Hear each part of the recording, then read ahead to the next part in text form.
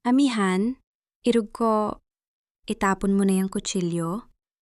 Huwag kang mag-alala. Walang sasaktan sa'yo rito. Ang boses ni Rafael ay malumanay, puno ng pag-aalala, at tila galing sa isang mapagmahal na asawa na sinusubukan lang pakalmahin ang kanyang misis. Ngunit habang dahan-dahan siyang lumalapit sa akin, ang aking puso ay tumitibok ng mabilis. Halos kumawala sa aking dibdib. Tumingin ako sa aking kanang kamay. Wala akong hawak na kutsilyo. Ang tanging hawak ko ay ang lumang litrato ng aking yumaong ama. Ang kaisa-isang bagay na nagbibigay sa akin ng lakas sa gabing ito. Ngunit sa paningin ng mga bisita na nakapaligid sa amin sa malahing ballroom ng aming mansyon, ako ay isang babaeng nawawala na sa sarili.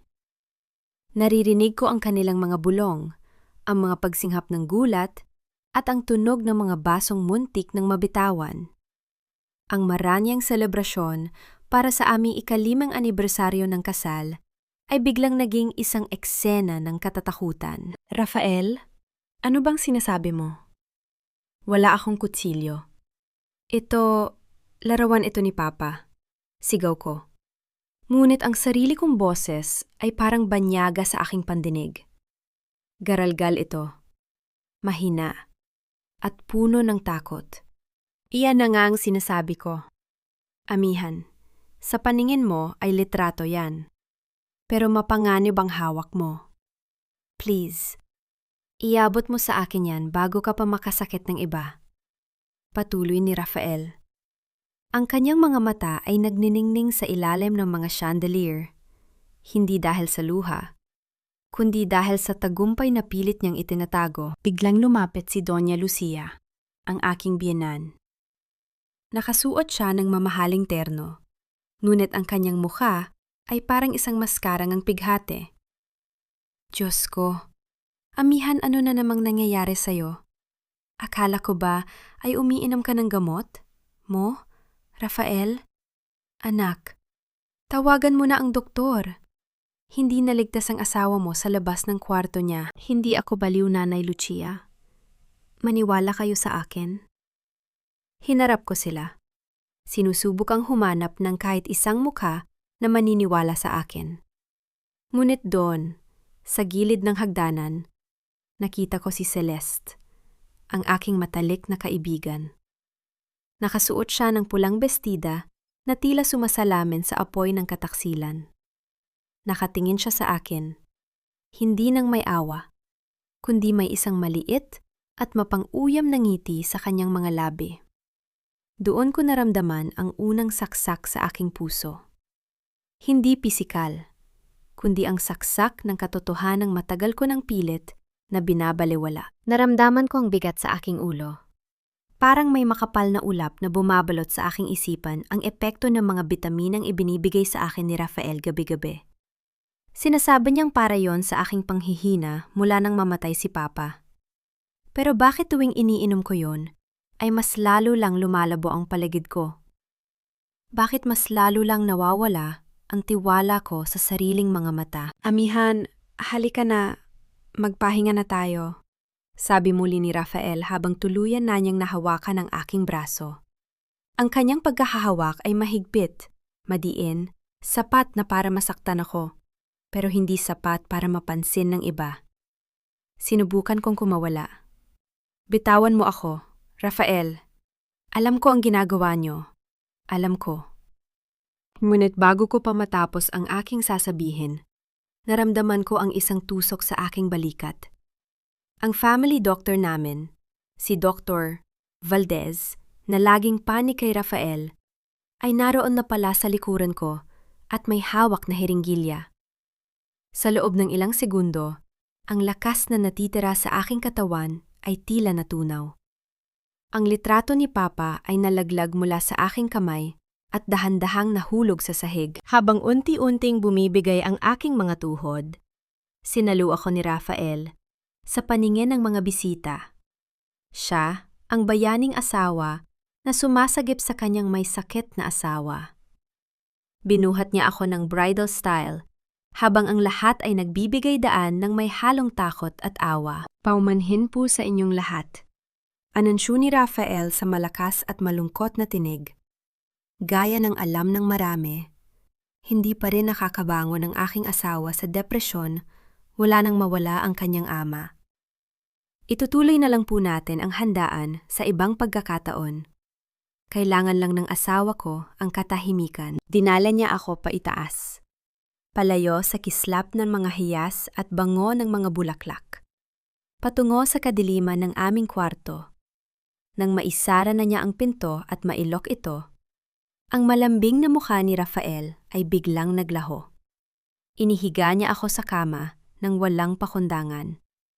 Tila ba isa lamang akong gamit na nakakasagabal sa kanya? Lumapit siya sa akin at hinaplos ang aking buhok. Ang kanyang haplos na dati ay nagpapatulog sa akin sa gabi. Ngayon ay nagbibigay sa akin ng kilabot. Inilapit niya ang kanyang labi sa aking tainga. At sa gitna ng aking papalabong malay, narinig ko ang kanyang malamig na bulong. China touch mo ba ang litratong yan? Amihan sayang?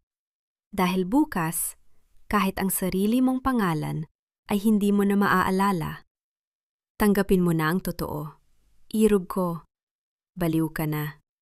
At ang lahat ng sayo, ang kumpanya ni Papa mo, ang mansyong ito, pati na ang dangal mo, ay sa akin na. Sinubukan kong igalaw ang aking kamay.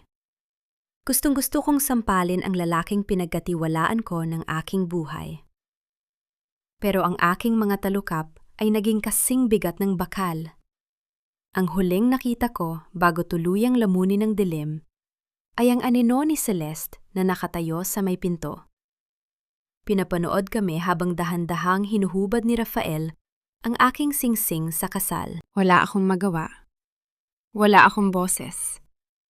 Ngunit sa kaibuturan ng aking natitirang malay, may isang maliit na apoy na hindi nila napatay. Isang pangako sa aking yumaong ama na kung ito man ang magiging huling gabi ng aking katinuan, sisiguraduhin kong ito rin ang simula ng kanilang pagbagsak. Ngunit paano ako lalaban? Kung ang buong mundo ay naniniwalang wala na ako sa aking sariling isip. Nagising ako sa gitna ng katahimikan na tila ba bumabalot sa buong silid, gaya ng isang makapal at malamig na kumot. Masakit ang aking ulo. Isang pamilyar na kirot na parang may mga martilyong pumupukpok sa loob ng aking bumo. Sinubukan kong idilat ang aking mga mata, ngunit ang liwanag na nagmumula sa bintana ay tila mga punyal na tumutusok sa aking paningin. Nasaan ako? Dahan-dahan kong inalala ang mga pangyayari kagabi. Ang kislap ng mga chandelier, ang mga mapanghusgang mata ng mga bisita, ang malamig na hiringgilya ni Dr. Valdez, at ang bulong ni Rafael. Ang bulong na tila isang sumpa. Napatingin ako sa aking kaliwang kamay. Wala na ang aking singsing sa kasal. Ang tanging naiwan ay ang maputlang marka sa aking balat.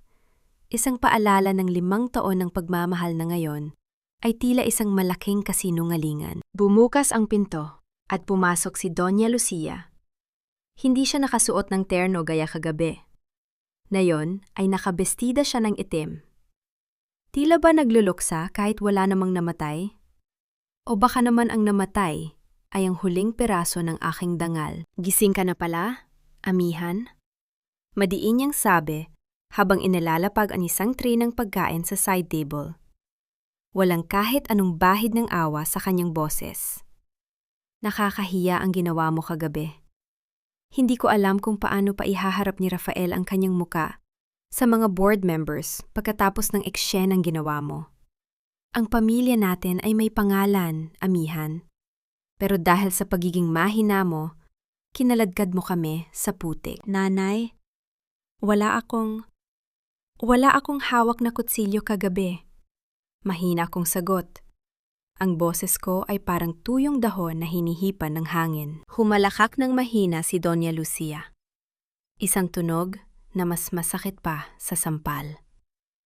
Yan ang problema sa'yo. Kahit ang katotohanan ay pilit mong binabaluktot. Nakita ng lahat. Amihan. Nakita ng mga mata ko kung paano mo iwinasiwas ang kutsilyong yon habang sinasabi mong papatayin mo kami. Salamat sa Diyos at maingat ang anak ko. Kung hindi dahil kay Rafael, baka nasa kulungan ka na ngayon at hindi sa komportableng kama na ito. Hindi totoo yan. Nagsasabi ako ng totoo. Nagsimulang mangilid ang aking mga luha. Bakit parang lahat sila ay may iisang script? Bakit ang sarili kong memorya ay unti-unting nilalamon ng kanilang mga salita? Kumain ka na, utos niya. Sabay abot ng isang baso ng tubig at 2 kulay kahel na tableta. Yan ang sabi ni Dr. Valdez. Kailangan mong uminom niyan para kumalma ang mga ugat mo. Huwag kang maging matigas ang ulo. Amihan, utang mo sa amin ang proteksyong ibinibigay namin sa'yo. Utang na loob. Ang paboritong sandata ni Doña Lucia. Mula nang mamatay si Papa, palagi nilang ipinapaalala sa akin na kung hindi dahil sa kanila, ay wala akong matutuluyan. Na sila ang nag-aalaga sa akin sa gitna ng aking sakit. Pumasok si Rafael sa silid. Ang kanyang muka ay puno ng pagod, o baka naman yon ang gusto niyang ipakita. Lumapit siya sa akin at humalik sa aking no. Isang halik na nagbigay sa akin ng kilabot sa halip na ginhawa. Mahal, uminom ka na ng gamot? Sabi niya sa malambing na tono. Para sa'yo ito, gusto ko lang na bumalik ka na sa dati. Miss na miss ko na ang asawa ko. Tiningnan ko ang mga tableta sa kanyang palad. Sa loob ng ilang buwan, ito ang aking naging routine. Inom, tulog, gising ng lito, at muling iinom. Ngunit sa pagkakataong ito, habang nakatingin ako sa mga mata ni Rafael, nakita ko ang isang bagay na hindi ko napansin noon. Ang isang mabilis na sulyap niya kay Doña Lucia, isang sulyap ng pagkakaunawaan. Ininom ko ang gamot sa harap nila. Hinintay nilang lunukin ko ito bago sila lumabas ng silid nang may mga tipid na ngiti. Ngunit pagkasara ng pinto, agad kong ipinasok ang aking daliri sa aking lalamunan at isinuka ang lahat sa banyo.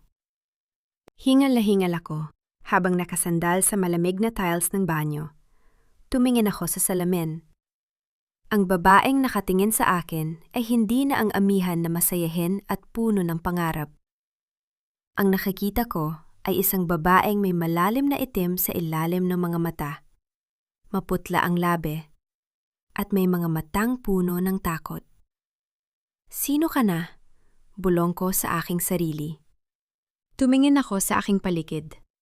Ang mansyong ito na itinayo ni Papa para sa akin ay naging isang gintong hawla.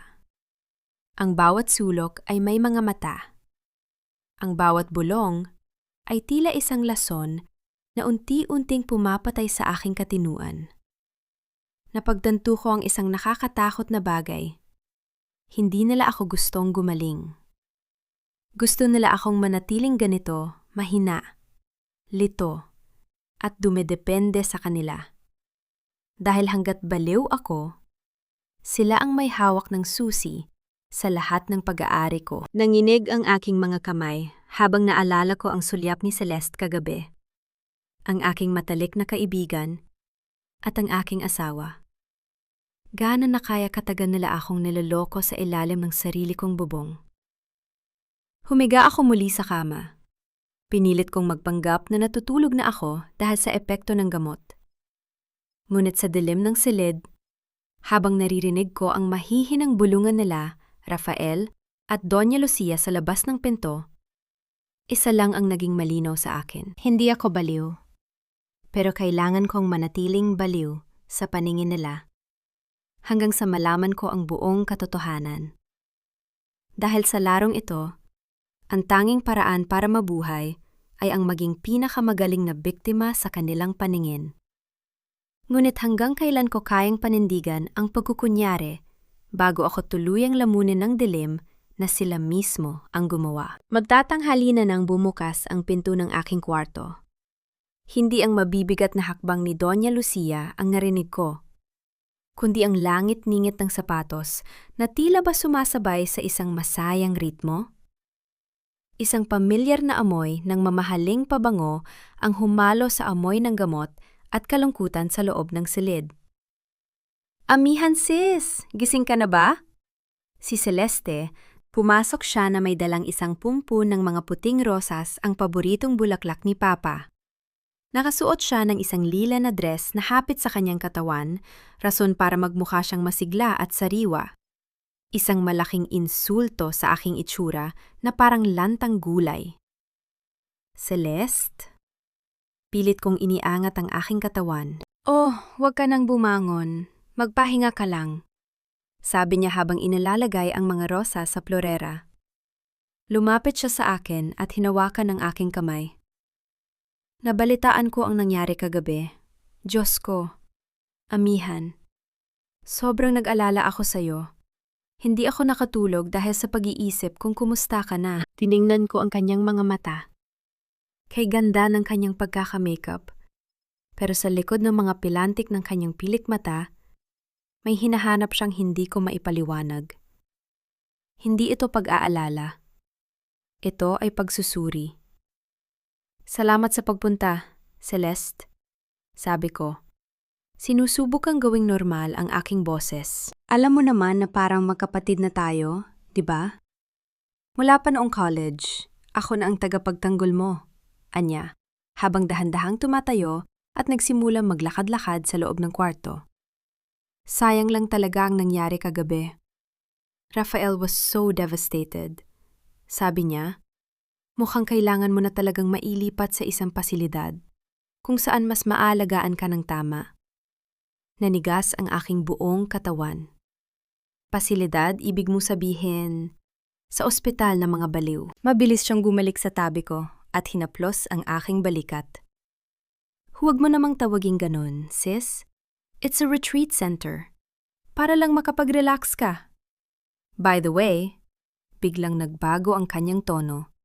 Naging mas kaswal pero mas matalas. Nabanggit ni Rafael na parang may mga dokumento ka raw na hindi pa naisasaayos mula sa mana ni Tito. Alam mo na, baka makatuton ako na mag-ayos ng mga papeles mo habang nagpapagaling ka. Nasaan na nga pala yung susi ng vault ni Tito? Baka nakatago lang kung saan at makalimutan mo pa. Doon ko naramdaman ang lamig sa aking bato. Hindi siya naparito para sa mga rosas.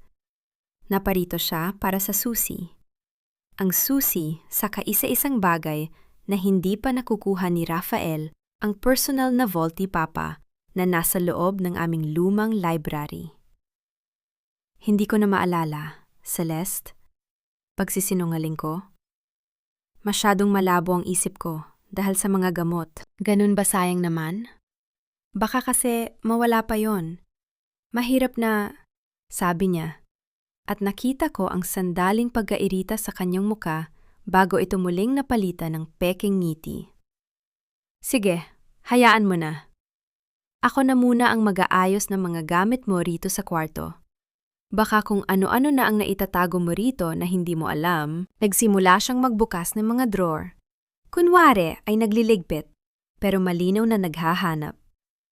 Pinanood ko siya habang ang aking paningin ay nagsisimulang lumabo muli. Ang epekto ng mga gamot na nauna ko nang nainom nitong mga nakaraang araw ay tila may latak pa sa aking sistema. Ang paligid ay nagsimulang gumiwang at ang boses ni Celeste ay parang nanggagaling sa ilalim ng tubig. Sis, ayos ka lang? Tanong niya, pero hindi siya lumapit. Pinanood lang niya akong mahilo. Tubig. Kailangan ko ng tubig. Bulong ko. Sige, kukuha lang ako sa labas, sabi niya. Lumabas siya ng kwarto, pero hindi niya isinara ng tuluyan ang pinto. Dahil sa kuryosidad at takot, pilit kong iginapang ang aking katawan patungo sa pinto. Gusto kong malaman kung bakit siya nagmamadali. Nang makarating ako sa may siwang ng pinto, nakita ko si Celeste sa dulo ng pasilyo. Hindi siya pumunta sa kusina. Nakatayo siya roon. At ilang sandali pa ay lumabas si Rafael mula sa kabilang silid. Ang aking puso ay tila tumigil sa pagtibok. Hinawakan ni Rafael si Celeste sa baywang at inilapit sa kanya. Marahas, pamilyar, walang pag-aalinlangan. Nahanap mo ba? Tanong ni Rafael sa isang mahinang boses na puno ng pagnanasa. Wala, masyadong mautak ang asawa mo. Kahit sabog na sa gamot, ay ayaw pang magsalita tungkol sa susi. Sagot ni Celeste, habang isinasandal ang kanyang ulo sa balikat ng aking asawa. Pero huwag kang mag-alala, Irog. Konting tulak pa. Bibigay din yan. Pagkatapos ng lahat ng ito, atin na ang kumpanya.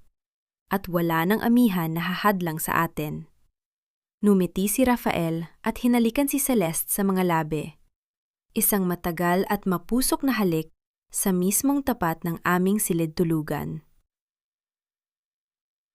Naramdaman ko ang pag-ikot ng aking mundo.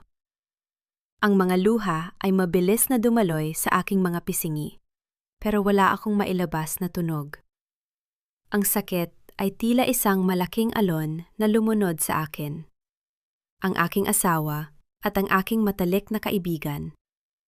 Sila ang mga ahas na matagal ko nang pinapakain sa sarili kong palad. Ngunit sa gitna ng aking pighati, muling pumasok ang ulap sa aking isipan.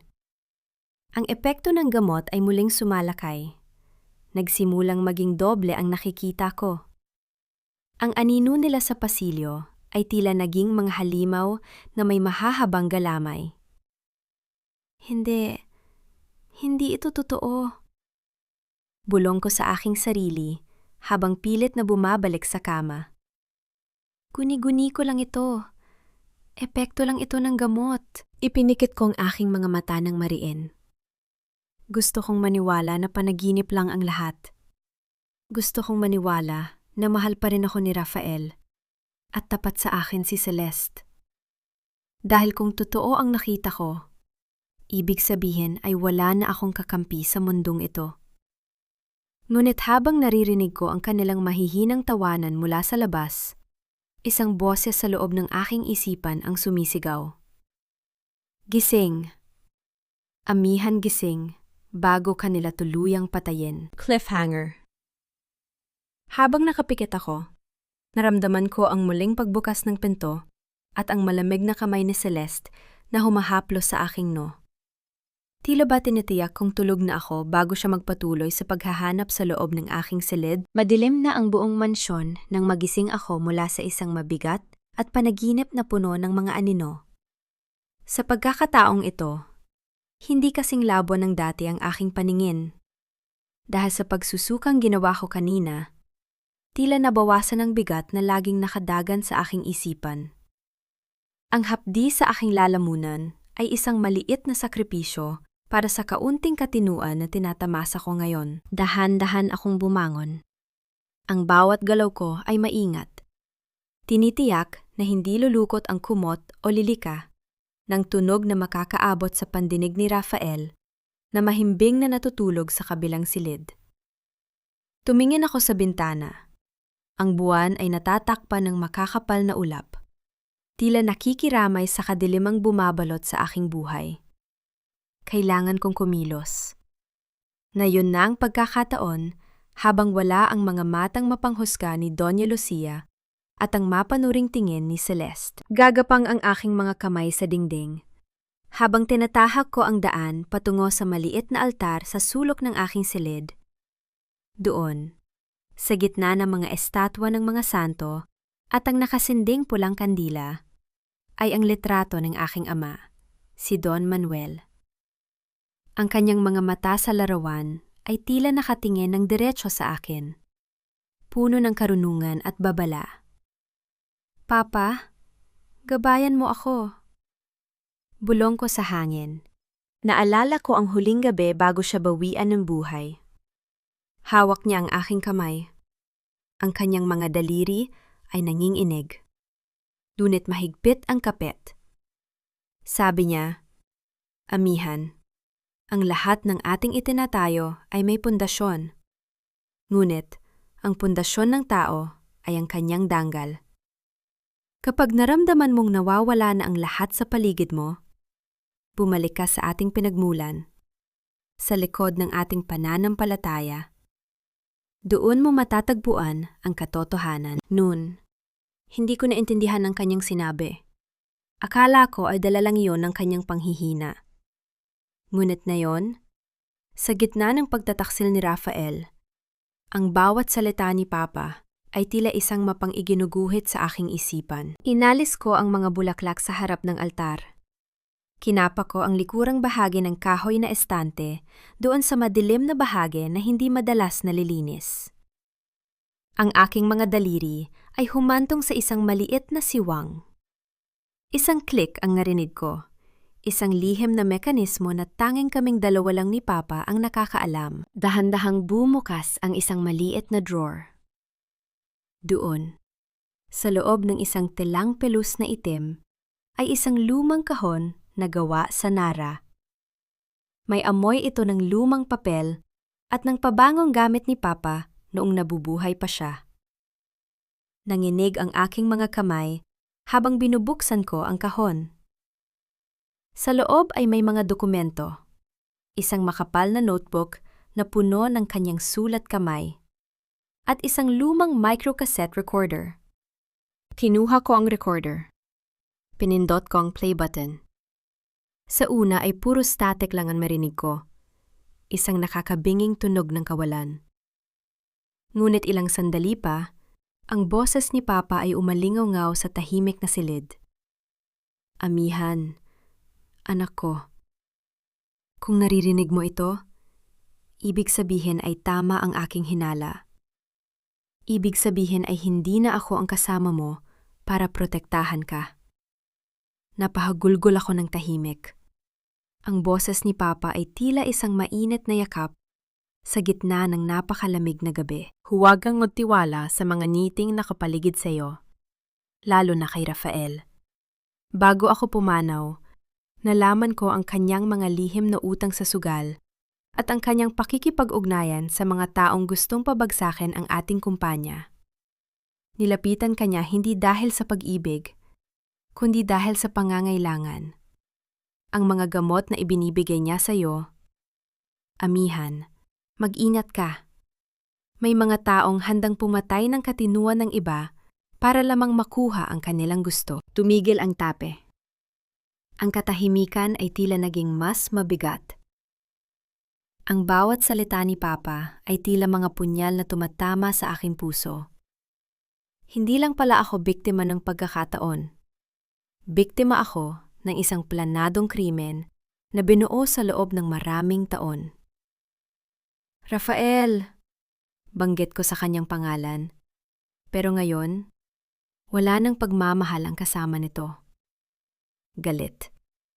Isang nagbabagang galit ang unti-unting pumapalit sa takot sa aking dibdib. Tiningnan ko ang notebook.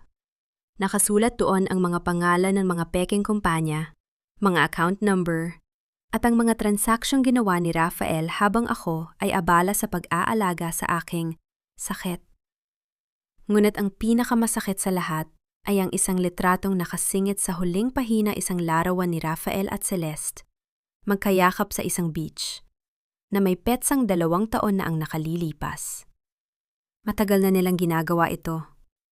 Matagal na nila akong pinagtatawanan sa likod ng aking mga ngiti. Kinuha ko ang bote ng kulay kahel na mga tableta na nasa ibabaw ng aking nightstand. Ang gamot na dapat ay nagpapakalma sa akin. Ngunit sa totoo, ay unti-unting pumapatay sa aking alaala. Tiningnan ko ito ng may pandidire. Mula sa gabing ito, hindi na ninyo ako maloloko. Bulong ko sa dilim. Tumayo ako at naglakad patungo sa banyo. Isa-isa kong itinapon ang mga tableta sa toilet bowl. Ang bawat pagbagsak ng gamot sa tubig ay tila tunog ng kadenang napuputol. Pinindot ko ang flush at pinanood ang paglaho ng kanilang sandata laban sa akin. Huminga ako ng malalim. Ang hangin ay tila mas masarap lasapin mayon. Ang laban ay hindi pa tapos. Sa katunayan, kasisimula pa lang nito. Kailangan kong magpanggap. Kailangan kong manatiling ang baliw na amihan sa kanilang paningin hanggang sa makuha ko ang lahat ng kailangan ko para pabagsakin sila. Isinara ko ang kahon at ibinalik ito sa taguan. Humiga ako muli sa kama. Ipinikit ang aking mga mata at hinintay ang pagdating ng umaga. Ngunit sa pagkakataong ito, hindi na ako natatakot sa mga bulong sa dilim. Dahil ngayon, dala ko na ang tinig ng katotohanan, isang tinig mula sa libing, na magsisilbing gabay ko sa pagbawi ng aking dangal. Isang linggo na ang nakalipas mula nang itapon ko ang mga lason sa toilet bowl. Sa bawat araw na lumilipas, nararamdaman ko ang muling pagkabuhay ng aking diwa. Ang ulap sa aking isipan ay unti-unting napapalitan ng talas ng aking mga pandama. Ngunit sa harap ni na Rafael at Doña Lucia, nanatili akong ang amihan na sabog, ang babaeng madalas nakatulala, ang asawang laging tumatango, at ang manang madaling kontrolin. Isang hapon, habang nakaupo ako sa library at kunwari nagbabasa ng librong pabaligtad, bumukas ang pinto. Pumasok si Rafael kasama ang isang lalaking hindi ko pa nakikita noon. Ang lalaki ay nasa huling bahagi ng kanyang 30 taon. Nakasuot ang salamin at may bitbit na leather satchel. Meron siyang aura ng isang taong mas gustong magmasid kaysa magsalita. Mahal, tawag ni Rafael sa akin gamit ang kanyang pinakamapagmahal na boses. Lumapit siya at humalik sa aking pisingi. Gusto ko sanang ipakilala sa iyo si Mateo. Siya ang manunulat na kinuha ko para gumawa ng talambuhay ni Papa. At syempre, ang kwento ng tagumpay ng ating kumpanya sa ilalim ng aking pamumuno. Mateo, ang tagasulat ng kasinungalingan. Tumingin ako kay Mateo nang may bakas ng pagkalito. Ang aking baliw na maskara ay matatag. Talambuhay ni Papa. Mahina akong tanong. Opo, mamamihan. Tugon ni Mateo. Ang kanyang boses ay malalim at kalmado. Isang karangalan ang isulat ang kasaysayan ng pamilya ninyo.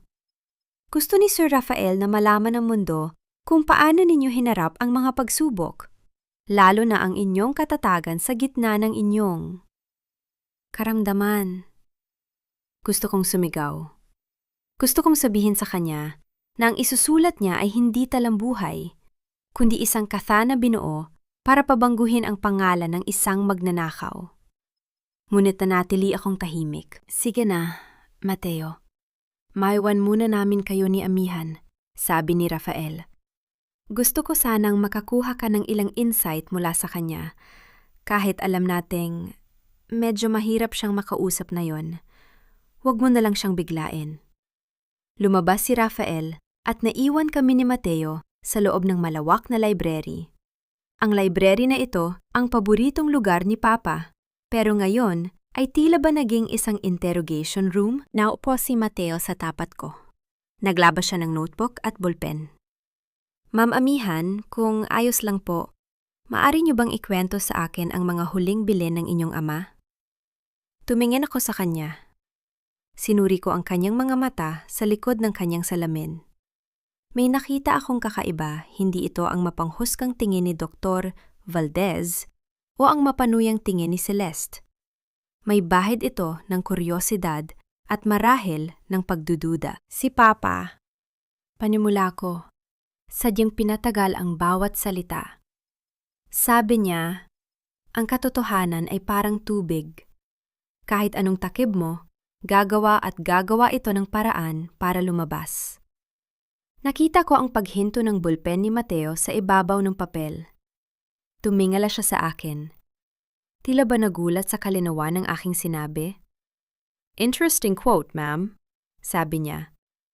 Pero ang sabi ni Sir Rafael, ang huling bilin daw ni Don Manuel ay ang ipaubaya ang lahat sa kanya dahil hindi niyo na kaya. Ngumiti ako ng tipid isang ngiti na hindi umabot sa aking mga mata. Yan ba ang sabi niya? Siguro nga, baka nakalimutan ko na. Tumayo ako at naglakad-lakad sa paligid ng mga estante ng libro. Alam kong kailangan kong mag-ingat, pero kailangan ko ring magtanim ng binhi ng duda sa isipan ng lalaking ito. Kung siya ang susulat ng kasaysayan, kailangan niyang malaman na may ibang bersyon ang kwentong ito.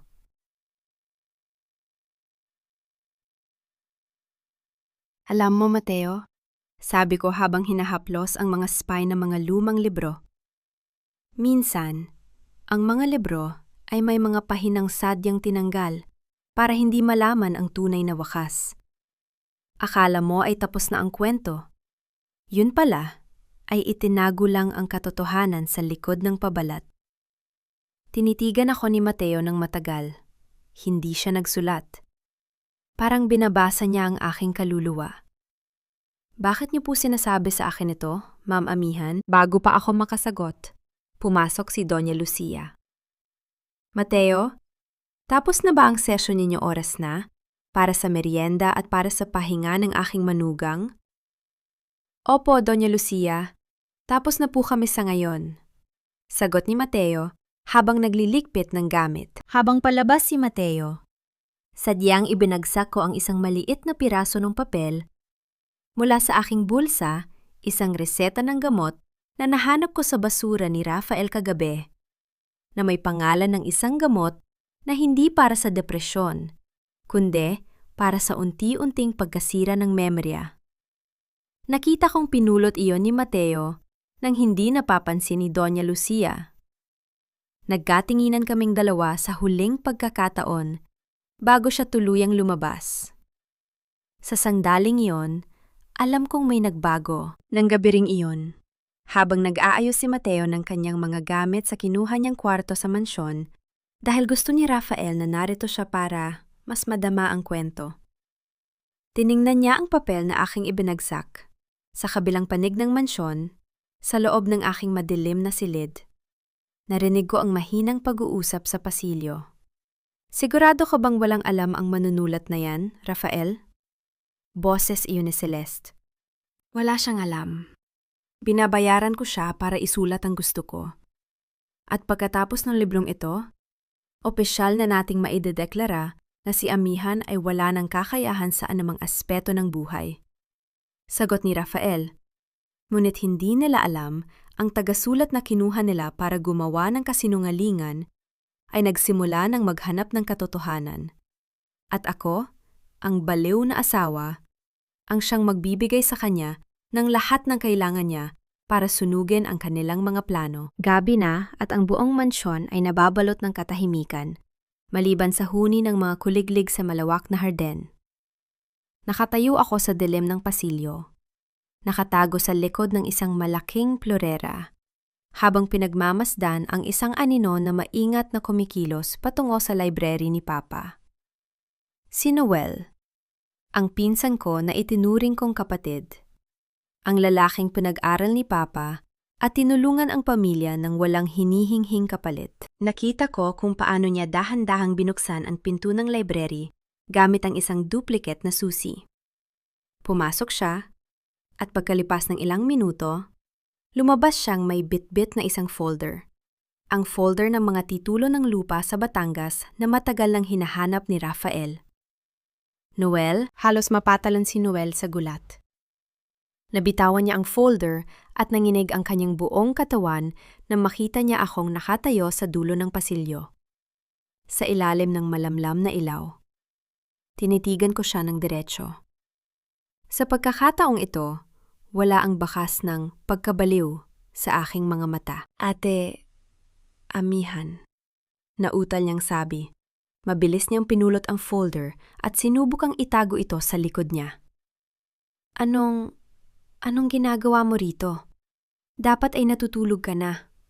Alam mo naman ang sabi ni Rafael? Bawal kang gumagala sa gabi. Noel, huwag na nating lokohin ang isa't isa. Mahina akong sabi habang dahan-dahang lumalapit sa kanya. Alam ko kung anong hawak mo. At alam ko rin kung para kanino yan. Namutla si Noel. Ate, hindi mo naiintindihan. Naintindihan ko, Noel.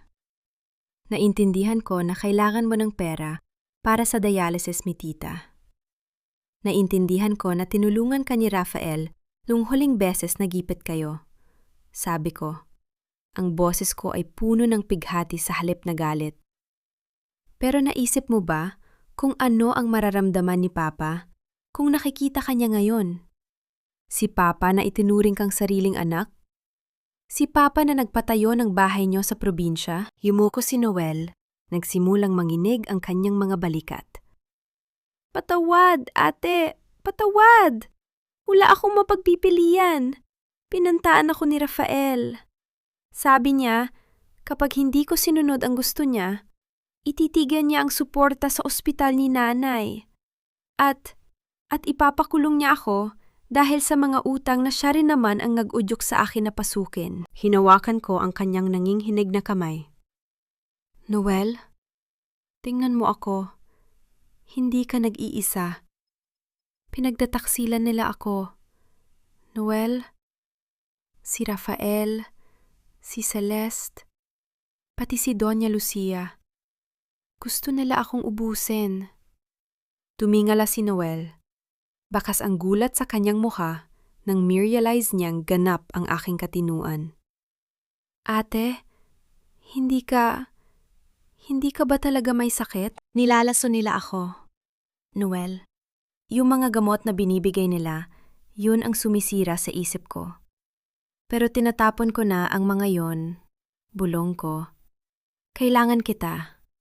Noel, ikaw na lang ang pamilya ko na natitira. Huwag mo akong iwan sa gitna ng laban na ito. Napahagulgo si Noel at lumuhod sa harap ko. Patawarin mo ako, Ate Amihan. Napakasama kong tao. Pinagtaksilan ko ang pamilyang nagbigay sa akin ng lahat. Sabihin mo kung ano ang dapat kong gawin. Kahit anong kapalit, tutulungan kita. Pinatayo ko siya at pinunasan ang kanyang mga luha. Ibigay mo kay Rafael ang folder na yan. Huwag mong ipahalata na nag-usap tayo. Ituloy mo lang ang pagpapanggap na kasabot ka niya. Pero sa susunod na hilingin niya sa iyong magnakaw o magmanman, sa akin ka unang mag-uulat. Gagawin ko, ate. Pangako. Sabi ni Noel nang may determinasyon. Ngunit bigla siyang natigilan. Tila may naalalang mahalaga. Ate, may kailangan kang malaman. Kanina, narinig ko silang nag-uusap sa opisina. May nakahanda ng mga papeles. Sa susunod na linggo, sa araw ng malaking board meeting ng kumpanya, nakaplano na ang lahat. Anong plano? Tanong ko, habang nararamdaman ko ang muling paglamig ng aking dugo. Magdadala sila ng mga psychiatric specialist mula sa Maynila. Gagamitin nila ang testimonya ni Dr. Valdez at ang hooliganism na ginawa mo nung anibersaryo para opisyal kang maideklarang incapacitated. Pagkatapos ng meeting na yon, may nakaabang ng ambulansya sa labas. Dadalhin ka nila sa isang pasilidad sa malayo at hindi ka na makakalabas doon habang buhay. Napakapit ako sa pader. Alam kong masama si Rafael. Pero hindi ko akalain na ganito kabilis at ganito katindi ang kanyang plano. Gusto niya akong ilibing ng buhay sa loob ng isang asylum, habang nilulustay nila ang kayamanan ni Papa. Salamat, Noel. Salamat sa pagsasabi sa akin. Sabi ko nang may matigas na tinig. Ngayon, alam ko na kung kailan ang takdang panahon. Anong gagawin natin, ate? Isang linggo na lang? Nag-aalalang tanong ni Noel. Tumingin ako sa dilim ng library. Doon sa mga librong naging saksi sa katapatan ni Papa. Hahayaan nating ituloy nila ang plano nila. Hahayaan nating maniwala sila na panalo na sila. Dahil sa araw ng board meeting na yan, Noel, doon ko sila lulunurin sa sarili nilang mga kasinungalingan. Pinanood ko si Noel na bumalik sa kanyang silid, bit-bit ang folder. Naiwan akong mag-isa sa pasilyo. Ang takot na naramdaman ko kanina ay napalitan na ng isang malamig at kalkuladong plano. Isang linggo. 7 araw na lang ang natitira para ihanda ang aking sarili para sa pinakamalaking pagtatanghal ng aking buhay. Ang baliw na si Amihan ay kailangang maging mas baliw pa para sa huling pagkakataon. Hindi, wag niya siyang saktan, Papa. Huwag kang lalapit sa kanila. Isang malakas na kalabog ang umalingaw sa buong mansyon nang itulak ko ang isang mamahaling florera mula sa pedestal nito sa sala. Ang porselana ay nagkabitak-bitak sa sahig, gaya ng pagkawasak ng aking buhay sa paningin ng mga taong nakapaligid sa akin. Humahagulgol ako habang nakaturo sa bakanting sulok ng silid. Ang buhok ko ay magulo, ang aking duster ay lukot, at ang aking mga mata ay sadyang pinapalakbay ko sa kawalan. Tila may nakikitang hindi nakikita ng iba. Amihan ano ba? Tama na yan? Sigaw ni Doña Lucia habang pababa ng hagdan. Halos mabitawan ang kanyang abaniko sa gulat. Rafael Celeste ang asawa mo. Nagwawala na naman. Mabilis na dumating si Rafael mula sa kanyang opisina, kasunod si Celeste. Nakita ko ang palitan ng kanilang mga tingin, isang sulyap ng pagkainis mula kay Celeste, at isang sulyap ng tagumpay mula kay Rafael. Mahal, kumalma ka. Wala rito si papa mo. Sabi ni Rafael habang sinusubok ang hawakan ang aking mga balikat. Marahas ko siyang itinulak. Layuan mo ako. Nakikita ko siya. Sinasabi niya sa akin ang mga ginagawa niyo. Alam niya. Alam ni Papa ang lahat. Sumigaw ako ng mas malakas. Isang tunog na puno ng kunwaring takot pero may kasamang tunay na hapdi. Sa sulok ng aking mga mata, nakita ko si Mateo na nakatayo malapit sa library. May hawak na notebook at tahimik na nagmamasid. Ang kanyang muka ay walang emosyon, pero nakita ko ang paghigpit ng kanyang hawak sa kanyang bulpen. Diyos ko, lalong lumalala ang kondisyon niya. Bulong ni Celeste, sapat na para marinig ko. Rafael, hindi na natin pwedeng hintayin ang susunod na linggo. Baka saktan na niyang sarili niya, o tayo.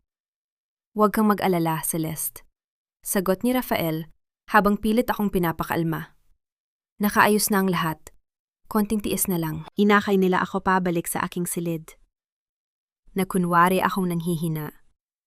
Hinahayaan ng aking katawan na maging mabigat sa kanilang mga bisig. Nang maisara na ang pinto at marinig ko ang pag-lock nito mula sa labas, agad akong tumayo ng tuwid. Pinunasan ko ang aking mga luha at inayos ang aking sarili. Ang pagpapanggap na baliw ay nakakapagod. Mas masakit sa katawan ang magkunwaring nawawala sa sarili kaysa sa totoong pagharap sa kaaway. Pero kailangan kong gawin ito. Kailangan kong isipin nila na wala na akong kontrol, para hindi na sila mag-abala pang itago ang kanilang mga plano sa harap ko. Maya-maya, may narinig akong mahinang kumatok sa bintana ng aking banyo na nakaharap sa likod ng mansyon. Pagbukas ko, naroon si Noel, nakasabit sa isang hagdan. Ate, heto na. Bulong niya sabay abot ng isang maliit na recorder at isang pirasong papel. Galing kay Mateo. Binigay niya sa akin kanina habang naglalakad ako sa harden. Sabi niya, naintindihan niya ang mensahe mo sa library. Nanginig ang aking kamay habang binubuksan ng papel. Simple lang ang nakasulat. I see the missing pages. I am a writer of truth, not fiction. Tell me what to do. Isang malaking hininga ng ginhawa ang lumabas sa aking dibdib. Hindi ako nagkamali kay Mateo. May konsensya siya. Agad akong kumuha ng lapis at sumulat sa likod ng papel. Ang board meeting sa Miyerkules. Kailangan ko ng mga dokumento ng kumpanya na itinago ni Rafael ang mga offshore accounts na nasa ilalim ng pangalan ni Celeste. Noel can get you into the safe room at 2 a.m. Use your phone to scan everything. I will handle the performance. We only have one shot. Ibinigay ko ang papel kay Noel. Ibigay mo ito sa kanya. At Noel, mag-iingat kayo. Kapag nahuli kayo ni Rafael, hindi lang ako ang mawawala. Pati kayo ay madadamay. Huwag kang mag-alala, ate. Mas matalino tayo sa kanila. Sabi ni Noel bago mabilis na bumaba ng hagdan. Nang gabing iyon, hindi ako nakatulog. Nakaupo lang ako sa dilim. Pinapakinggan ang bawat tunog sa loob ng mansyon. Narinig ko ang mahinang tawanan ni Rafael at Celeste sa pasilyo. Ang tunog ng kanilang pagdiriwang para sa isang tagumpay na hindi pa naman nila nakakamit. Sigurado ka bang pipirma ang board, Rafael? Narinig kong tanong ni Celeste. Bakit hindi sa harap ng mga testimonya ni Dr. Valdez at ng video evidence na nakuha ko kanina sa sala habang nagwawala siya? Sino ang maniniwala na si Amihan ay may katinuan pa by Wednesday afternoon? I will have the full power of attorney, and you, my queen, will have your share in Switzerland. Sagot ni Rafael. Napahigpit ang hawak ko sa aking kumot. Video evidence. Ibig sabihin, may mga kamera silang itinago sa sala. Kinamit nila ang aking pagpapanggap para mas lalong patibayan ang kanilang kaso laban sa akin. Ngunit hindi nila alam ang bawat sigaw ko, ang bawat pagbasag ko ng gamit ay bahagi ng isang mas malaking palabas. Akala nila ay kinukunan nila ang aking pagbagsak. Hindi nila alam na kinukunan nila ang ebidensya ng kanilang sariling pagmamalupit. Sige, Rafael, bulong ko sa dilim. Ipunin mo lahat ng ebidensya na gusto mo. Ipakita mo sa buong mundo kung gaano ako kabaliw. Dahil sa araw ng Miyerkules, ang videong yan ang magiging tali na bibitay sa inyong dalawa. Kinaumagahan, lumabas ako ng kwarto na mas malala pa ang itsura. Kinausap ko ang mga dingding. Kinantahan ko ang mga rosas sa hardin. Hinayaan kong makita ni Doña Lucia na kinakausap ko ang upuan ni Papa sa hapagkainan. Habang mas lalo silang natutuwa sa aking kalagayan, mas lalo ring tumitibay ang aking loob. Ang baliw-baliwan ay matatapos din. At sa pagtatapos nito, sisiguraduhin kong walang matitira sa kanila, kundi ang abo ng kanilang sariling kasakiman. 2 araw na lang bago ang nakatagdang board meeting. Ang tensyon sa loob ng mansyon ay tila isang kuryenteng nakakakilabot. Ngunit sa likod ng aking maskara ng pagkabaliw, may isang pagkakataon akong hindi pwedeng palampasin. Kailangan kong malaman kung hanggang saan ang lalim ng ugnayan ni Rafael at Celeste. Nasa sala ako. Nakaupo sa sahig at kinakausap ang aking mga daliri, habang si Celeste ay abala sa kanyang laptop sa sofa. May dala siyang isang mamahaling designer bag, isang Hermes, na alam kong galing sa pera ng kumpanya ni Papa. Ayaw nila sa akin, Papa. Ayaw nila. Bulong ko. Sapat na para marinig ni Celeste. Amihan, can you please shut up? Nairitang sabi ni Celeste nang hindi tumitingin sa akin. Ang sakit mo na sa bangs. Konting tiis na lang talaga. Dadalhin ka na namin sa lugar na nababagay sa'yo. Tumayo ako ng dahan-dahan. Tila ba sumusunod sa isang aninong ako lang ang nakakakita? Lumapit ako sa maliit na lamesa kung saan nakapatong ang kanyang mainit na tsaa. Ang tsaa. Gusto ni Papa ng tsaa. Sabi ko sa isang boses na parang bata. Huwag mong hawakan yan, sigaw ni Celeste. Pero huli na. Sadyang itinigil ko ang aking kamay. Rason para tumama ito sa tasa at tumapon ang mainit na likido hindi sa kanya, kundi diretso sa loob ng kanyang nakabukas na designer bag. Oh my God!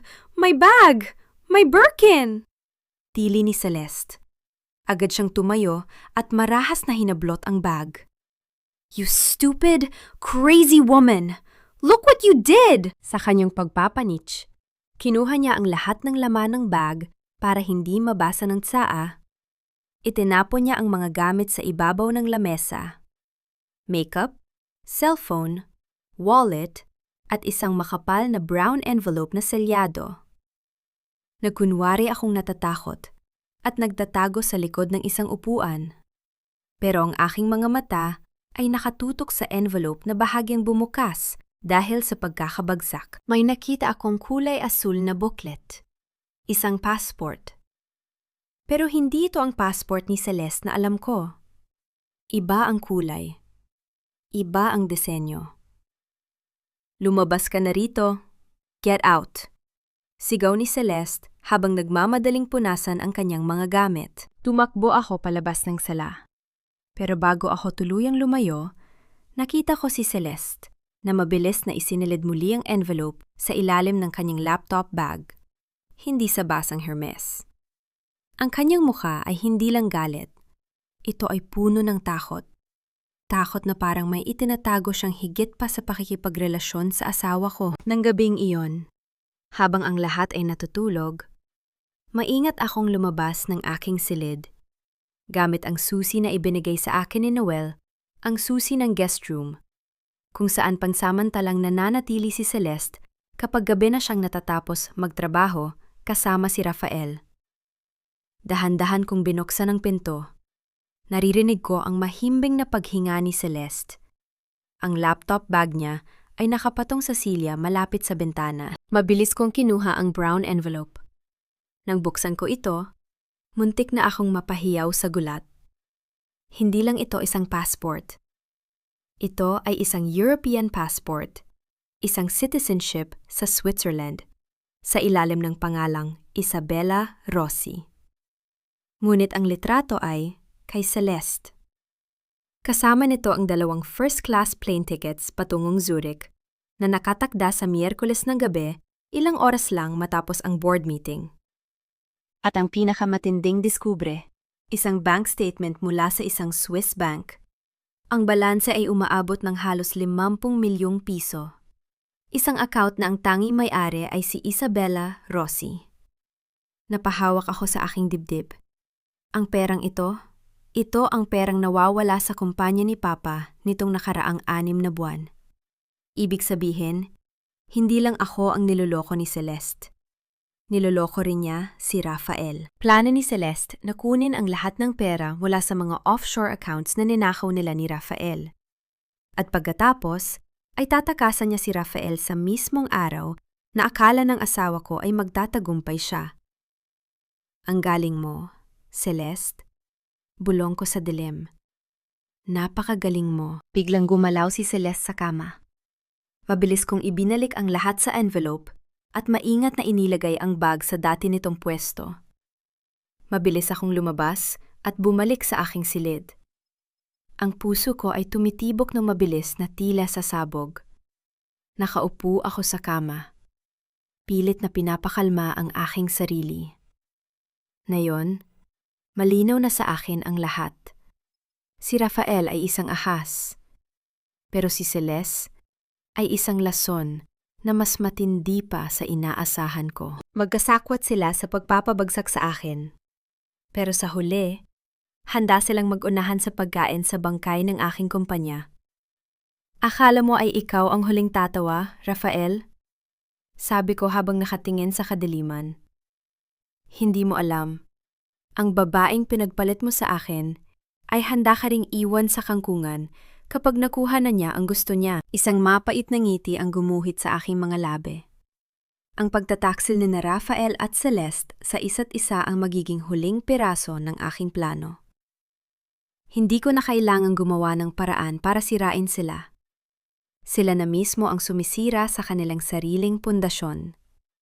Kailangan ko na lang hintayin ang Miyerkules, ang araw kung saan ang lahat ng dumi, ang lahat ng baho, at ang lahat ng kataksilan ay lalabas sa harap ng mga taong pinakakinatatakutan nila. Ang lalim ng pagtetraidor nila ay magiging lalim din ng hukay na pagbabagsakan nila.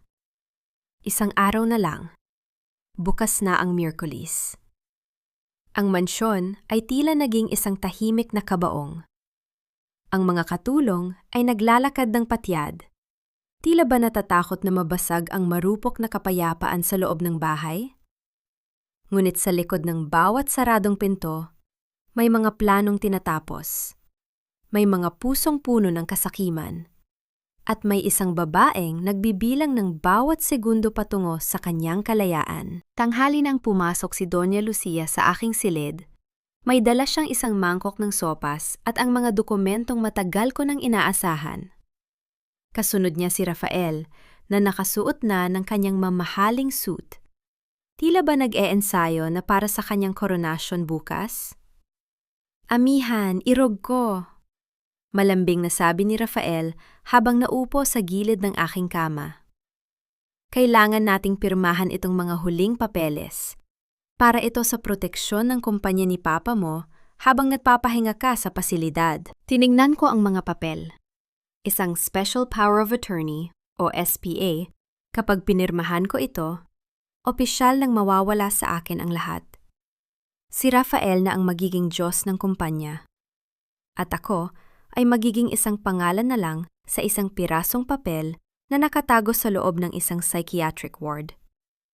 Papeles, para kay Papa. Tanong ko sa isang boses na parang bata, habang pinaglalaruan ko ang dulo ng aking kumot. "Oo, Ana," sabat ni Doña Lucia habang hinihipa ng supas. "Para hindi na mahirapan ang asawa mo sa pagpapatakbo ng negosyo. Alam mo namang mahal na mahal ka ni Rafael. Ginagawa namin ito dahil sa utang na loob mo sa amin, dahil kami na lang ang nag-aalaga sa iyo ngayon." Utang na loob. Gusto kong isuka ang supas sa harap nila. Pagkatapos nilang lasunin ang isip ko, pagkatapos nilang nakawan ang kumpanya ko, sasabihin nilang utang ko pa sa kanila ang aking buhay. Ayoko magsulat, sabi ko, sabay talikod sa kanila. Nagkatinginan si Rafael at Doña Lucia. Nakita ko sa gilid ng aking mata ang paghigpit ng panga ni Rafael. Nawawala na siya ng pasensya. Kailangan niya ang pirma ko ngayon para maipakita sa board meeting bukas bilang pruweba na voluntaryo kong ibinigay ang kapangyarihan sa kanya. Amihan, huwag mo kaming pilitin na gawin ang ayaw naming gawin. Malamig na sabi ni Rafael. Pumirma ka na. Isang pirma lang. At nangangako ako. Magiging komportable ang buhay mo sa pupuntahan mo. Isang banta. Isang malinaw na banta sa likod ng maskara ng pag-ibig. Bago pa ako makasagot, may kumatok sa pinto. Pumasok si Mateo. "Sir Rafael, pasensya na po sa istorbo. Gusto ko lang po sanang ipaalam na tapos na ang final draft ng chapter tungkol sa inyong pagsasama ni Ma'am Amihan. Kailangan ko lang po ng ilang detalye tungkol sa petsa ng paglipat nyo sa bagong bahay sa Switzerland." Switzerland. Nakita ko ang biglang pagtigas ng katawan ni Celeste, na nakatayo pala sa may pinto, nakikinig. Tiningnan niya si Rafael nang may halong kaba. "Switzerland?" tanong ni Rafael. Bakas ang pagkalito. "Wala tayong bahay sa Switzerland. Mateo, baka nagkakamali ka." Ganun po ba, pasensya na po? Baka mali ang nakuha kong impormasyon mula sa mga files sa computer niyo sa safe room? Mabilis na sagot ni Mateo nang may seryosong mukha. Tumingin siya sa akin ng isang saglit, isang mabilis, na kindat na tanging ako lang ang nakapansin. Nakuha na ni Mateo ang mga ebidensya mula sa computer ni Rafael. At higit sa lahat, sadyang binanggit niya ang Switzerland para magtanim ng binhi nang hinala sa isipan ni Rafael laban kay Celeste. "Sige, Mateo, lumabas ka na." Taboy ni Rafael. Halatang nagbago ang kanyang mood. Tumingin siya kay Celeste na ngayon ay hindi na makatingin ng diretsyo sa kanya. "Amihan, pirma na," muling pagpilit ni Rafael. Pero ngayon ay mas marahas na ang kanyang pagkakahawak sa aking kamay. Ngayon na. Nanginghinig ang aking kamay habang hinahawakan ang ballpen. Tumingin ako kay Rafael, pagkatapos ay kay Doña Lucia at huli kay Celeste. Sa loob ng aking isipan, binibilang ko ang mga segundo. 1, 2, 3. Sinimulan kong iguhit ang aking pirma. Ngunit hindi ang aking totoong pirma ang ginawa ko. Ginawa ko ang isang magulong linya, isang pirma, ng isang taong tunay na nawawala sa sarili, na hinding-hindi tatanggapin ng anumang bangko o korte kapag sinuri ng isang eksperto. "Ayan, tapos na," bulong ko. Hinablot ni Rafael ang papel. Napanghiti siya nang makita ang magulong pirma.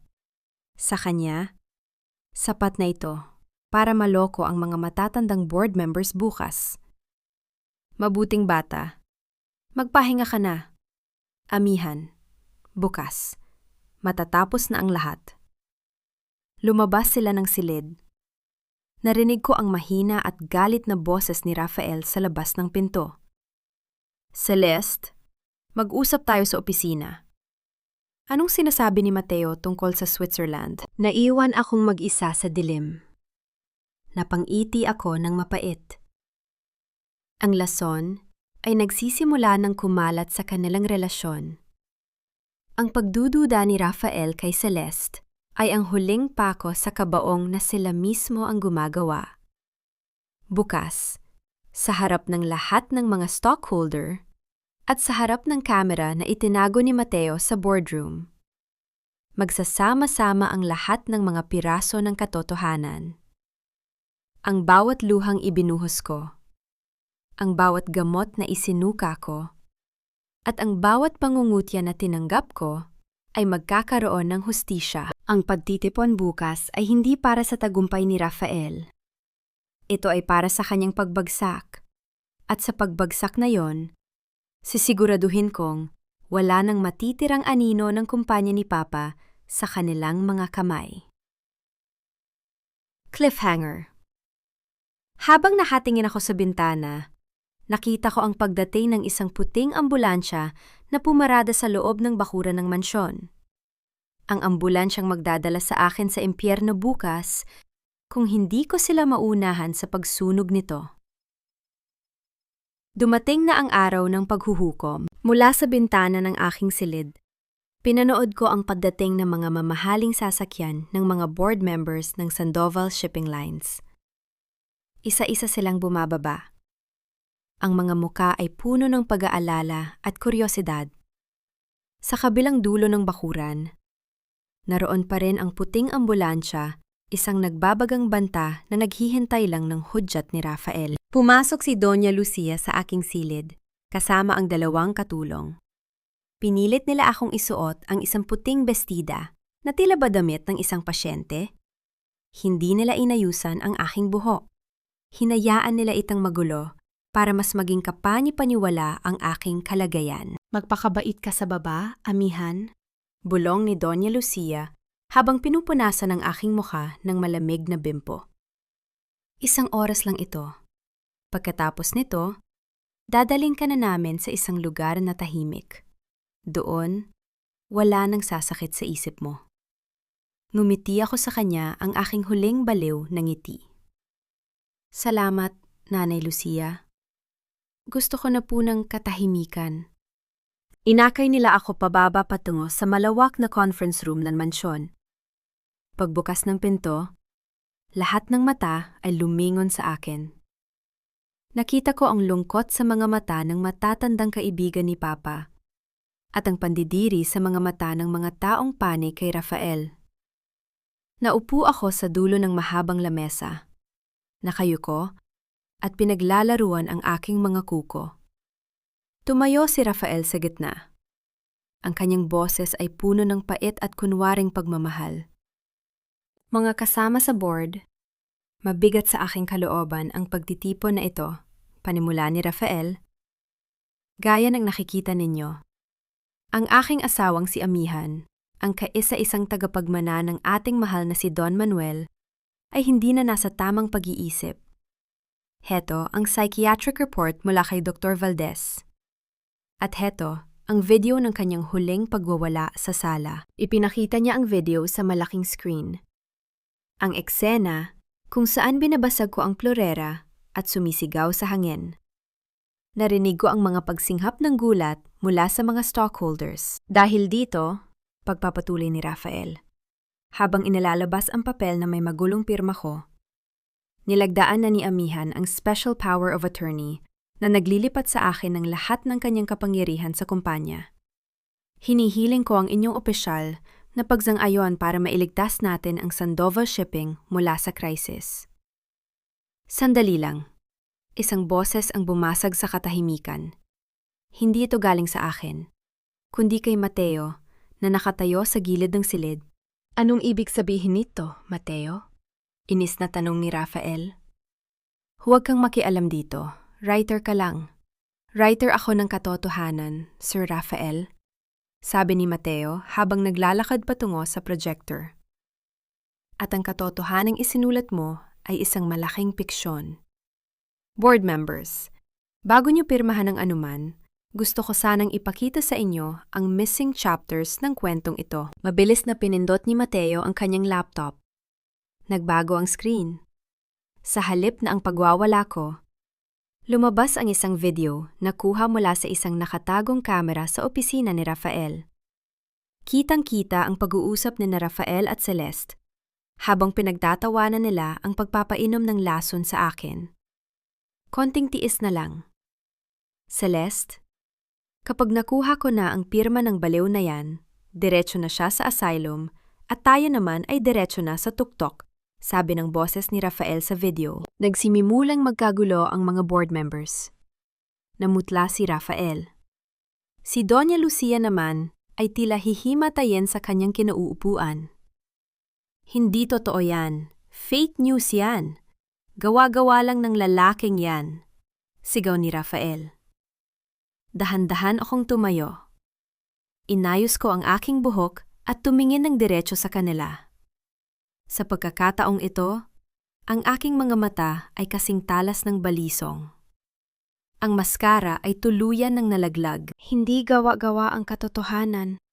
Rafael, ang aking boses ay umalingaw-ngaw sa buong silid, malinaw at puno ng otoridad. Ang tanging peke rito ay ang pagmamahal mo, ang katapatan ni Celeste, at ang integridad ni Dr.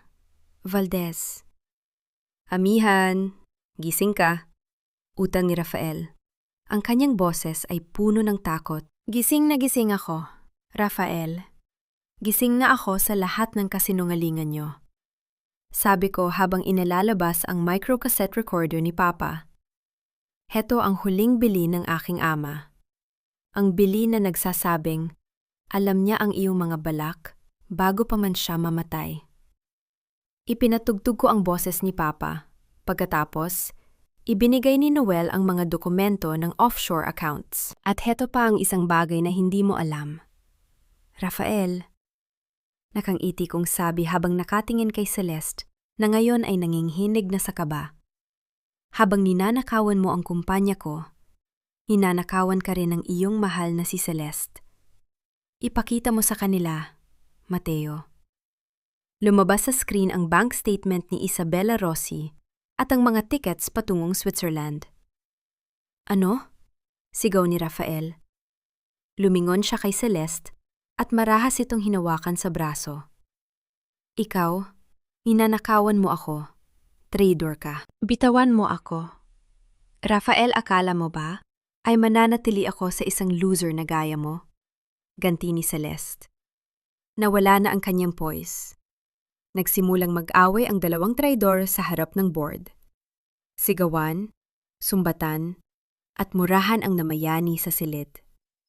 Ito na ang karma na hinihintay ko, ang makita silang mag-unahan sa pagbagsak habang nilalaman sila ng sarili nilang kasakiman. Tama na, sigaw ng pinakamatandang board member, si Attorney Santos. Tumawag kayo ng pulis, Rafael Sandoval, Celeste Vega. Hindi kayo sa Switzerland pupunta. Sa kulungan ang bagsak ninyong dalawa. Bumukas ang pinto ng conference room. Hindi ang mga psychiatric specialist ang pumasok, kundi ang mga operatiba ng NBI na kanina pa pala tinawagan ni Mateo. Tumingin sa akin si Rafael habang pinapuposan siya ng posas. Ang kanyang mukha ay puno ng poot at pagsisisi. Amihan, patawarin mo ako. Ginawa ko lang to para sa atin. Hindi ko siya sinagot. Tinalikuran ko siya. Wala nang puwang ang kanyang mga salita sa aking buhay. Pinanood ko silang ilabas ng mansyon. Si Rafael, si Celeste, at maging si Dr. Valdez na kasama rin sa mga inaresto. Si Doña Lucia naman ay naiwang nakatulala. Nawalan ng malay sa gitna ng kahihiyan. Nang tumahimik na ang paligid, lumapit sa akin si Mateo. Ma'am Amihan, tapos na ang kwento ng kasinungalingan. Oras na para isulat ang totoong simula. Tumingin ako sa bintana. Ang puting ambulansya ay wala na. Ang araw ay sumisikat na ng maliwanag. Tila binubura ang lahat ng anino ng nakaraan. Hawak ko ang litrato ni Papa sa aking dibdib. Sa wakas, malaya na ako. Sa wakas, naibalik ko na ang dangal ng aking pangalan. Salamat, Mateo. Bulong ko. Pero hindi ko na kailangan ng tagasulat. Ang buhay ko, ako na ang muling magsusulat nito. Habang hila-hila ng mga awtoridad si Rafael at Celeste palabas ng conference room, ang bawat hakbang nila ay tila isang nota ng hustisya na tumatama sa aking pandinig. Ang kalsada sa labas ng aming mansyon, na dati ay puno ng mga mamahaling sasakyan para sa isang selebrasyon ng kasinungalingan, ngayon ay puno na ng mga ilaw ng pulisya. Amihan, hindi ito ang huli. Magbabayad ka, sigaw ni Celeste habang pilit siyang isinasakay sa loob ng mobile. Ang kanyang buhok na dati ay laging maayos ay gulo-gulo na ngayon. Ang kanyang pulang bestida ay may mansa ng natapong tsa at ang kanyang mukha ay hindi na mukhang reyna. Mukha na siyang isang kriminal na huli sa akto. Tiningnan ko siya ng diretso sa mga mata. Tapos ng oras mo, Celeste. Ang tanging babayaran ko ngayon ay ang mga taong tunay na nagmalasakit sa akin. Ikaw, babayaran mo ang bawat sentimong ninakaw mo sa kumpanya ni Papa. Sa kabilang sasakyan, si Rafael ay nakayuko, hindi makatingin sa akin. Ang lalaking pinakasalan ko, ang lalaking ipinagkatiwala ko ang aking kinabukasan, ay isa na lamang anino ng kanyang dating sarili. Nang magtama ang aming paningin, nakita ko ang takot, hindi takot na mawala ako, kundi takot na mabulok sa kulungan. Irog? Bulong niya, pero sadyang mahina ito. Huwag mo na akong tawaging ganyan, sabi ko sa isang malamig na tinig. Ang asawa mong si Amihan ay matagal mo nang pinatay gamit ang mga lason mo. Ang kaharap mo ngayon ay ang anak ni Don Manuel Sandoval. At sisiguraduhin kong sa bawat araw na dadaan sa loob ng rehas, maaalala mo ang pangalang Sandoval. Nang umalis na ang mga sasakyan ng pulis, bumalik ako sa loob ng mansyon. Tahimik na ang lahat. Ang mga board members ay nagsialis na rin. Dala ang mga pangako ng suporta para sa aking muling pagbabalik sa kumpanya. Ngunit sa gitna ng malawak na sala, naroon si Doña Lucia. Nakaupo sa sahig at yakap ang kanyang mga binti. Ang kanyang mga alahas ay tila nawala na ng kislap. Amihan, anak, mahina niyang tawag. Saan ako pupunta? Ang anak ko. Ang kaisa-isa kong anak. Lumapit ako sa kanya, pero hindi para tulungan siyang tumayo. Doña Lucia, ang mansyong ito ay pagmamay-ari ng Sandoval. At dahil nakita sa video na kasabot kayo sa pagmamanipula sa aking kalusugan, kailangan niyo ring managot sa batas. Pero higit sa lahat, ang parusa niyo ay ang kahihiyan. Ang lahat ng mga kaibigan niyo sa society, ang lahat ng mga kalaro niyo sa mahjong, malalaman nila na ang mabuting biyenan ay isang manggagantala. Huwag, Amihan, maawa ka. Pagmamakaawa niya. Binigyan niyo ba ako ng awa nung pinipilit niyo akong uminom ng gamot na sumisira sa isip ko? Tanong ko. Nung pinagtatawanan niyo ako habang kinakausap ko ang sarili ko. Wala kayong awa, Lucia. Kaya huwag kayong humingi ng bagay na hindi niyo kayang ibigay. Iniwan ko siyang humahagulgol sa sala. Umakyat ako sa aking silid, ang silid na naging saksi sa aking pagdurusa. Kinuha ko ang lahat ng mga natitirang bote ng gamot sa aking nightstand. Pumunta ako sa balkonahe kung saan tanaw ang dagat. Isa-isa kong ibinuhos ang mga tableta sa apoy ng isang maliit na burner na inihanda ni Noel. Pinanood ko ang pagkatunaw ng mga ito, ang maitim na usok na tinatangay ng hangin patungo sa malayo. Kasabay ng paglaho ng mga gamot ay ang paglaya ng aking kalooban. Ang bawat bigat, ang bawat takot, at ang bawat hapdi ay tila sumama sa uso. Ate Amihan, nilingon ko si Noel na nakatayo sa may pinto. Malungkot ang kanyang mga mata. Ate, pupunta na po ako sa presinto. Magboboluntaryo po akong magbigay ng testimonya laban kay Rafael. Alam ko pong may pananagutan din ako sa batas dahil sa mga nagawa ko. Tatanggapin ko po kung anong parusa ang ibibigay sa akin. Lumapit ako kay Noel at niyakap siya ng mahigpit. Noel, naitama mo na ang pagkakamali mo. Tutulungan kita sa abogado. Hindi ka pababayaan ni Papa dahil sa huli, pinili mo ang tama. Salamat, ate. Maraming salamat. Sabi niya bago tuluyang umalis.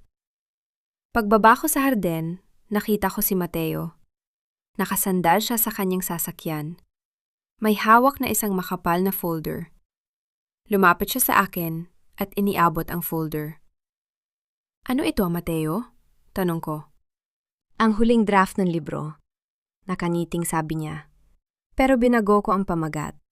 Hindi na ito tungkol kay Rafael. Ang pamagat na nito ay, ang Phoenix ng Sandoval, ang pagbangon ni Amihan. Yan ang kwentong nararapat malaman ng mundo. Pinuklat ko ang unang pahina.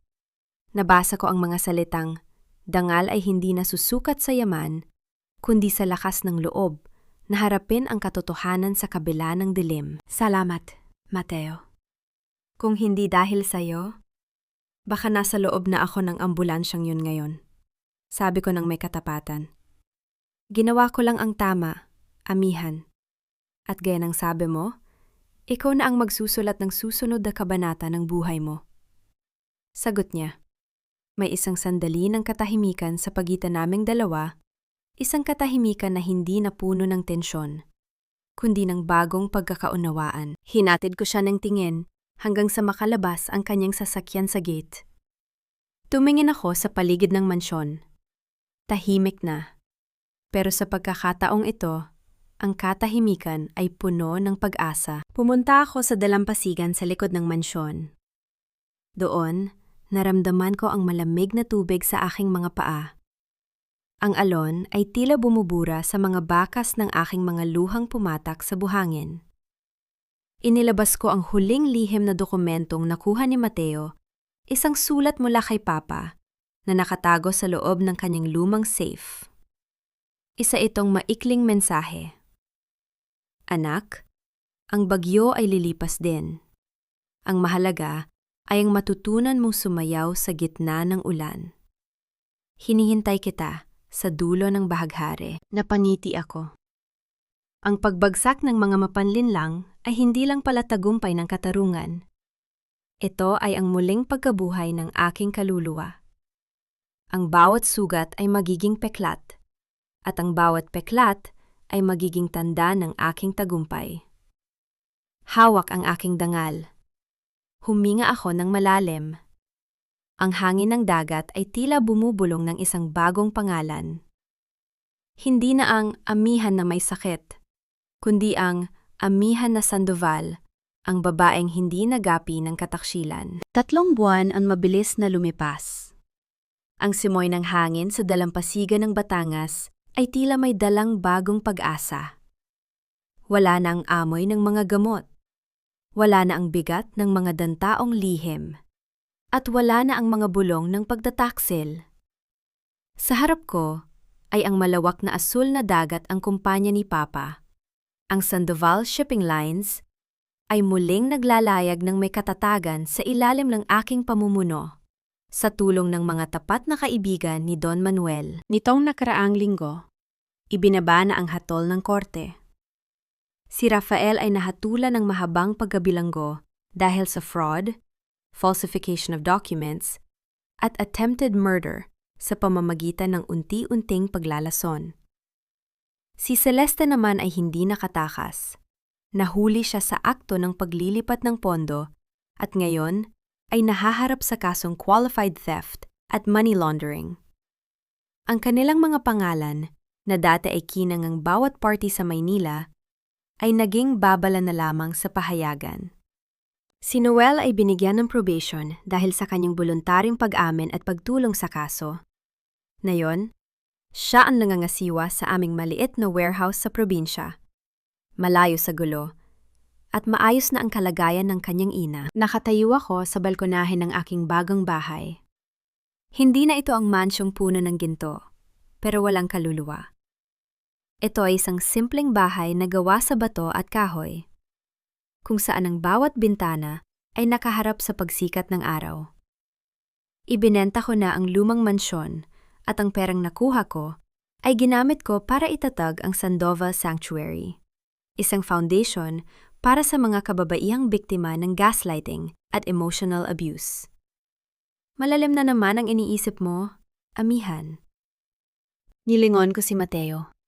Hawak niya ang pinal na kopya ng kanyang libro. Laging bestseller ito sa loob lamang ng 1 buwan. Hindi dahil sa iskandalo, kundi dahil sa inspirasyong ibinigay nito sa mga taong nawalan na ng pag-asa. Iniisip ko lang si Papa, munti kong ngiti. Iniisip ko kung sapat na ba ang nagawa ko para mabigyan ng hustisya ang kanyang alaala. Lumapit si Mateo at tumabi sa akin. Higit pa sa sapat. Amihan, hindi lang ang kumpanyang nisalba mo. Nisalba mo ang sarili mo. Yan ang pinakamalagang pamana na gusto ni Don Manuel. Salamat, Mateo. Sa lahat, sabi ko. Tumingin ako sa kanya at sa pagkakataong ito, wala nang pader sa pagitan namin. Hindi ko alam kung ano ang dala ng bukas para sa aming dalawa.